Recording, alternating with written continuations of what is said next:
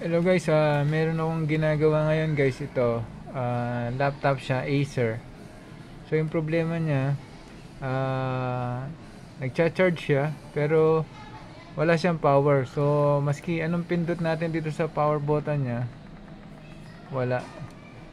So ngayon kararating lang to, pinapagawa. Ito yung number ni sir. So dito, tinanggal ko na yung ano guys. Tinanggal ko na yung dinidisassemble ko na siya. So naalala ko na kailangan ko palang i-vlog to. So tatanggalin ko na yung battery niya. So pag di-disassemble lang naman nito guys, tatanggalin nyo lang naman yung mga tornilyo niya. Okay. So natanggal na natin lahat ng mga screw niya. So dito guys, itong ano niya, ito pinaka front panel niya, ito pinaka front. Dito lang to guys yung keyboard niya. So itong keyboard niya, gagamit lang kayo ng pump pry. So tataas nyo lang siyang gilid. Tapos iangat nyo siyang ganyan. Ito guys, meron siyang naka ano na ano flex na dito. So ipi-flip nyo lang to socket niya. So matatanggal nyo na yung keyboard niya. Tapos dito, meron din siyang ano screw guys. Hindi niyo basta-basta maiangat yung pinaka ano niya hangga't hindi niyo din tinatanggal tong screw. So meron siyang screw. So tapos guys, double check nyo na lang saan yung mga screw. So dito meron siyang ano din, socket para sa power button niya. So i-ano nyo lang siya, i-clip nyo lang siya. Ayun. Eto. So iaangat nyo lang siyang ganyan.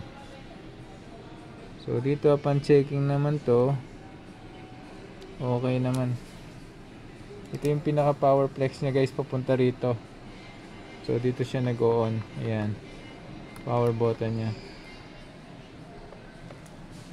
So ngayon gagawin natin, pwede na natin siyang ano, pwede na natin siyang baklasin. So tatanggalin natin yung ano niya. So gagamit kayo nito guys. Ito yung may wagang ano natin, steak knife.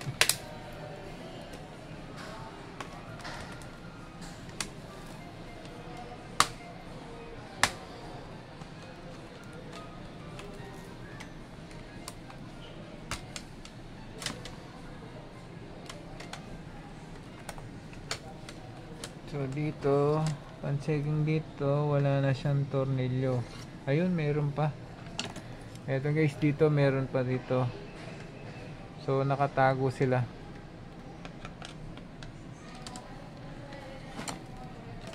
Ito guys, tatanggalin ko siya.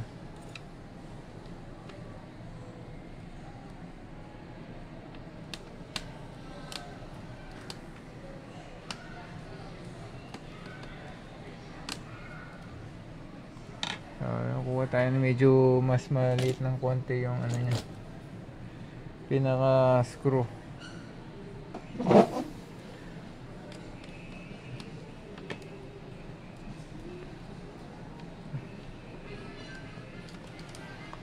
Ito guys, masyadong maliit yung ano niya, screw. So guys, dito medyo ano muna tayo, rest muna tayo sa mga digicam. Kasi medyo papabayaan ko na yung mga ano yung mga big item guys.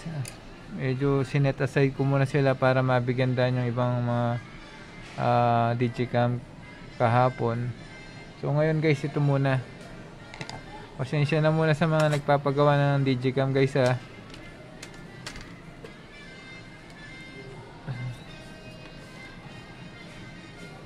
So eto. So upon observation natin dito, so okay naman sila. So wala naman siyang sunog o walang short. Kasi guys, kung may short to, wala tayong makikitang indicator na yung charging light. So dito double check natin yung niya. Double check natin yung power niya. So dito sinaksak ko siya. So, i-take natin yan guys sa kuha tayo ng ano, multimeter, digital multimeter. Titingnan natin yung power niya. Kailangan makakuha tayo 19.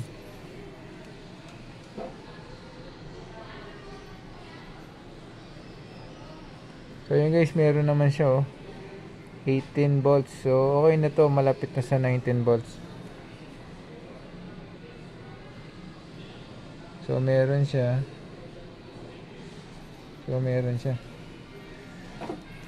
Ayan guys, so kung ganito guys, alam nyo ba yung sikreto natin guys, yung same sa ginagawa natin sa mga digicam, yung iniinit natin yung board nya.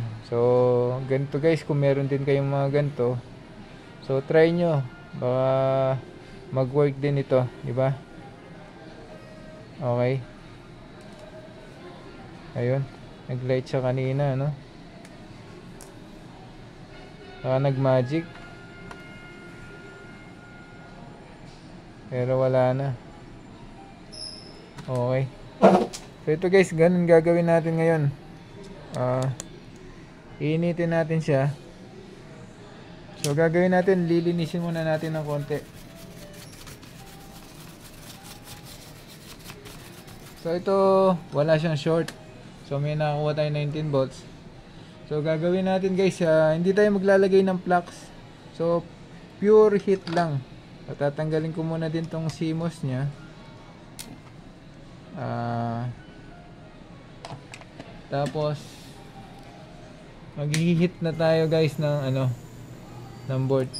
So gagamit tayo ng hot air. Painitin natin yung board nya guys para kumapit yung mga pyesa.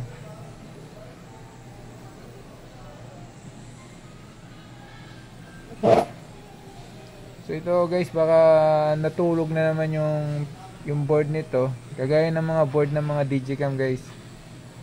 So pag nag-iinit kayo, huwag kayong mag-iinit sa mga plastic guys. Hindi nyo iinitin yung mga plastic nito, baka malusaw. So more on board, more on sa mga small chips, more on sa mga IC.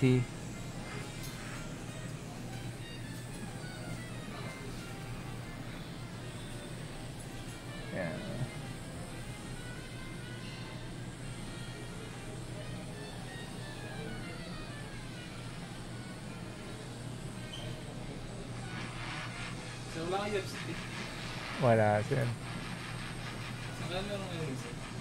Try mo doon sa isang dulo, sa kabila, doon sa pinaka opposite side ko. Ito guys, siguro guys, painitin natin to ng mga ilang minutes lang naman. So ayan guys, habang nanonood kayo guys, guys, paki-like at paki-share yung channel natin. Tapos pwedeng pa-subscribe na din guys. Tulungan nyo yung munting channel natin. Maraming salamat. Dakala salamat kaya kayo guys. Kapampangan kuntune. Eko ikarine. Ibig sabihin nun guys, kapampangan akong tunay, hindi ko kinakaya. Yun, di ba? Actually guys, mga customer natin, marami na rin tayong mga dumadayong customer dito. Iba medyo malalayo na rin. Iba Olongapo, iba Tarlac, Pampanga, Bulacan. Yun. Sa mga ibang digicam naman, minsan nagsinesend nila through JNT yung mga pinapagawa nila. So dumarating naman dito guys.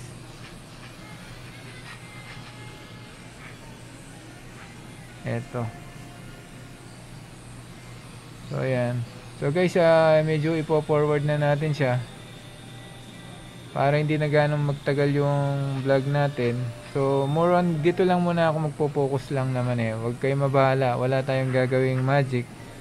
So pagkatapos ko siyang ni-reheat, gagawin natin, sabay-sabay natin titingnan kung mag-o-on siya. Okay, palalamigin ko lang siya, tapos lilinisin lang natin konti ng ano, ng Fuji liquid lighter fluid. Okay guys, okay, sige, wait lang ha. Guys, ito napalamig ko na siya. So ngayon sabay-sabay natin tatry guys kung nagawa na ba natin. Okay, so ibabalik ko lang yung pinaka ano niya, panel board niya, para nandito kasi yung power button niya guys. So ngayon, tapos gagawin natin, sasaksak natin siya.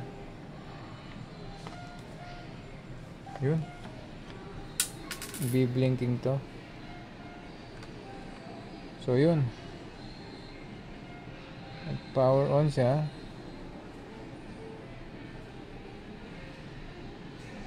Ayun guys, kulang pa rin guys kulang pa rin yung ginagawa kasi nagpa-power shutdown pa rin siya. So on and off yung ano niya.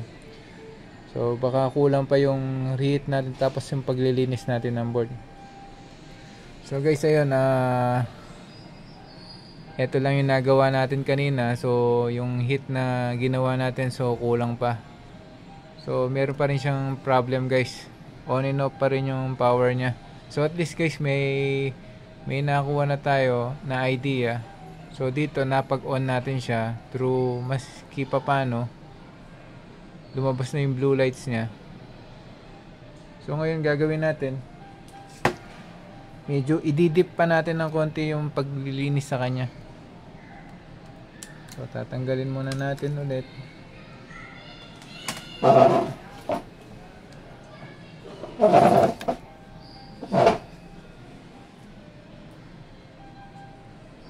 Dali guys ha. So ito, so gagawin natin, i-disassemble natin guys yung ano niya, yung pinaka board niya. So dito tayo magpo-focus sa likod nito. Dito tayo nag-focus kanina, so ngayon gagawin natin sa likod naman nito.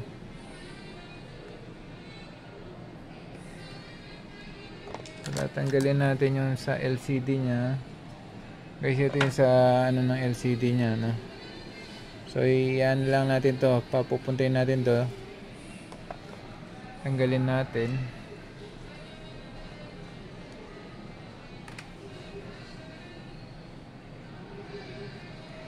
O tapos ito, yan, ayun, meron siya nakatouch na power dito guys. Tatanggalin natin to, pinaka power cable na. Ayun, ayun, tatabi natin ng konti.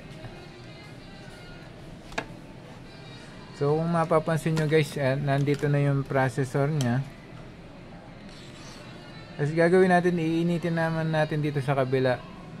Okay, so gagawin muna natin, titingnan din natin muna yung pan nya, kasi parang sumobra na ata yung dumi nito. Titingnan natin dito kung may laman na dumi. So bubuksan natin guys.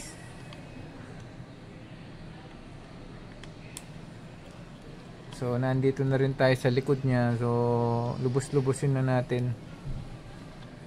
Ito guys, may mga screws sila rito sa bawat side. Tingnan natin kung may ano, may nahuli siyang dumi.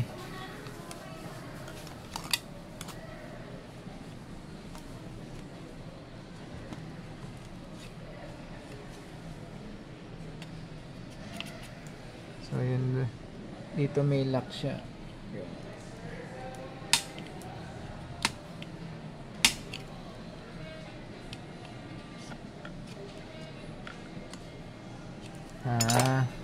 So guys, kailangan pala natin tanggalin ito, mga screw nya rito.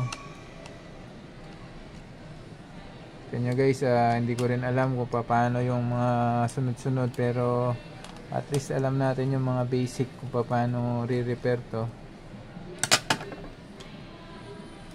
Ayun, so natanggal na natin siya. Yung pala yung natanggal natin, pero ito sa ano nya guys, ito. So sobrang dumi, oh. So ngayon meron siyang lock dito. So i-clip up natin siya. Ayun. Ayun.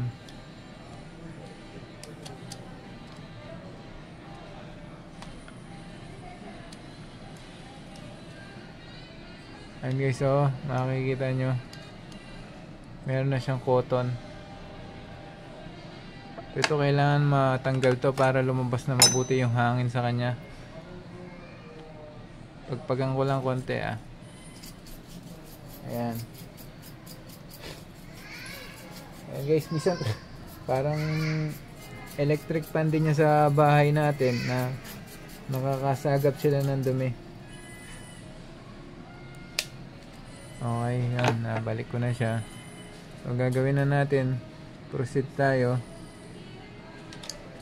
Ibabalik ko lang sandali yung mga screw niya.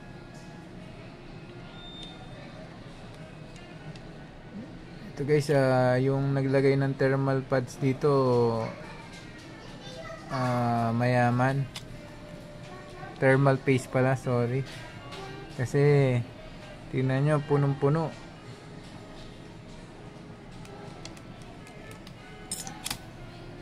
Punong-puno yung thermal paste niya. So undoing. So gagawin natin, lilinisin natin to. Ayan o. So ito lang dapat, yung sa gitna lang daw hindi nilalagyan nila. So itong thermal paste na to guys, ito yung nag-absorb ng magandang absorber to, medium na nagtatransfer siya ng heat. Eto, malinis na dito sa heatsink. So yung heatsink absorb niya, papupuntahin niya dito sa mismong sink niya. Tapos yung pan, so ilalabas niya.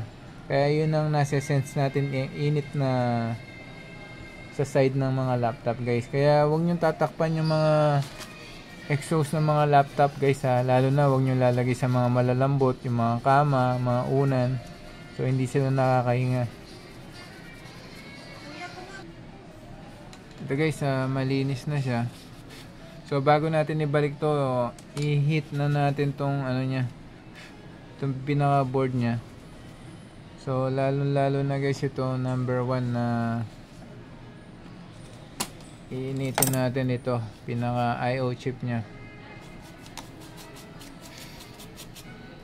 So gagawin natin, maglalagay tayo ng flux guys dito.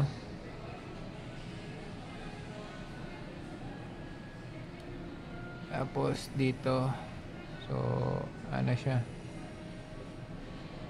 So ginagawa nito guys, pag nadidetach ito, pwedeng naglalag yung nyo, yung mga yung laptop nyo, naglalag sila na hindi na gumagalaw.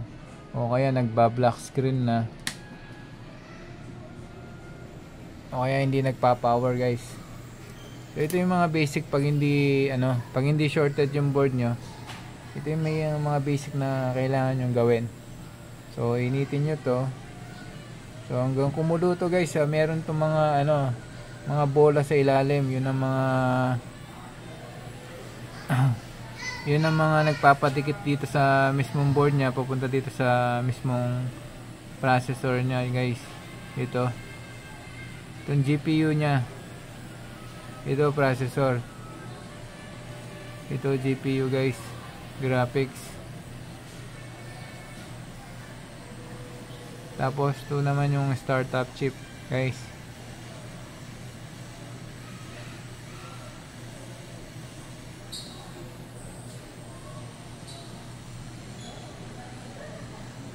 So ayan.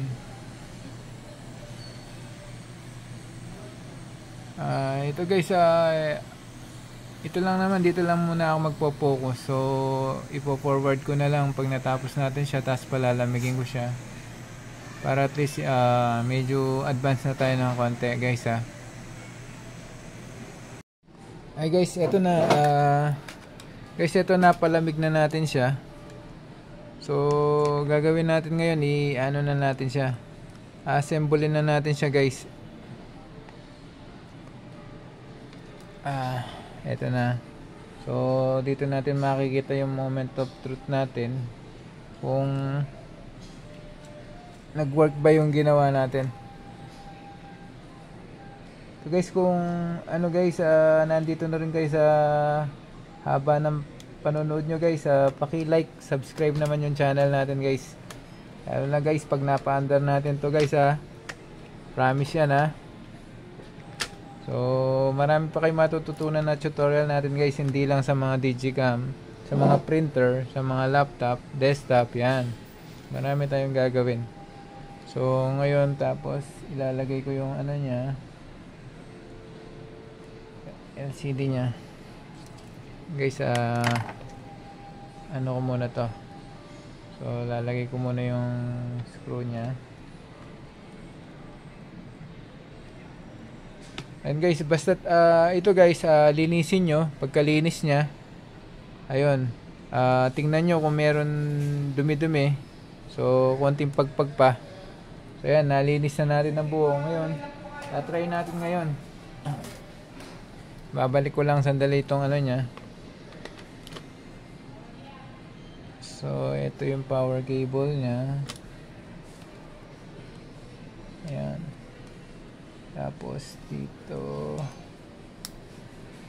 So ito muna. So tingnan muna natin yung power cable niya guys. Itong ano niya. So saksakan na natin ang charger para hindi mo na ganong pagod.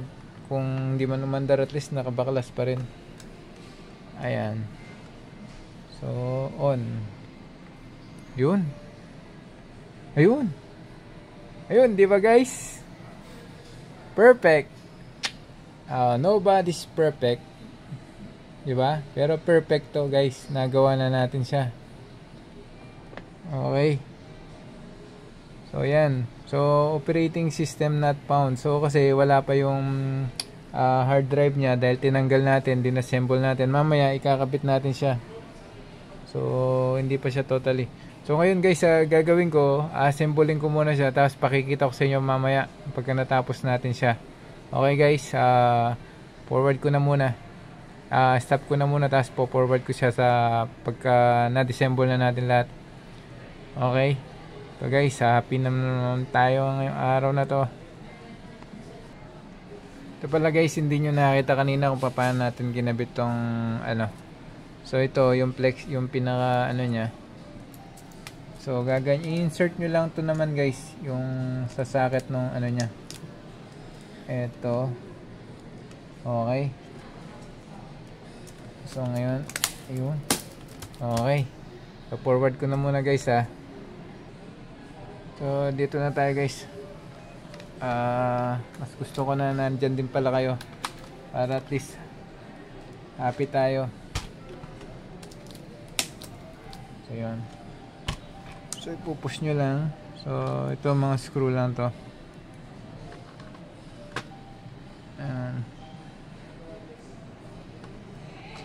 Okay. Okay. So guys, assemble na natin siya. So pa-power on na natin siya ngayon. Ayun, nagcha-charge na siya. Tapos kailangan may blue. Ayun, nag-blue siya.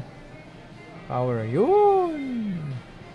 Perfect! Ayan, may OS na siya kasi sinalpak na natin yung pinaka SSD nya guys. So dito makikita natin.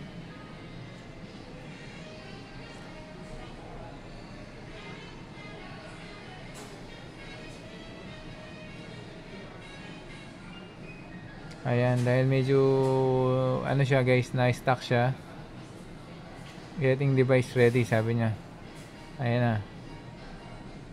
So mabilis lang naman to.